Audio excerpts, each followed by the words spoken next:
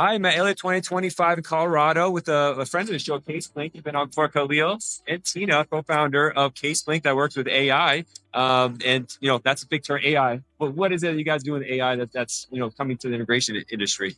So we streamline drafting and case assembly for writing intensive cases. We started with business immigration, that's like first waivers, O1s, B1s. Then we expanded to L visas, H's, TN. We're trying to cover a little bit of everything. Business side, recently just expanded to family and asylum. So we also do I-601A waivers and asylum cases. So we help with drafting, exhibit list, assembly, packet assembly, research. So it's very much end-to-end. So where's the lawyers going to be in this? Where's the lawyer that's reviewing everything that's happening? Yeah. How does the AI know to do this stuff? Like, I don't understand. Like, how do they do it? How do they figure it out? I'm like, imagine someone like me doesn't understand it all. But it's all about training the models and also have humans in the group. So that's why I have Tina as a co-founder. She's bringing the immigration law expertise as well as our whole team. So it's pretty much, training the AI on immigration law, giving it the right resources to use when it's doing research. And also a lot of it is like template based, right? So let's say you're doing it for one, a lot of the regulation or will be in the templates. Yeah.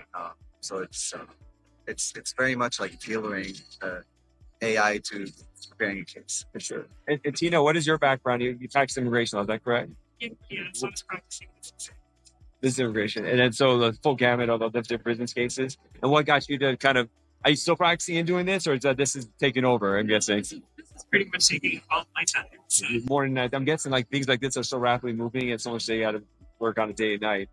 Yeah. What's been the best part of the conference so far for you? I mean, we're kind of 24 hours into it, but it's pretty exciting. A lot of people. Yeah, it's been meeting everybody, like meeting our customers, talking to immigration attorneys, going out our meetings.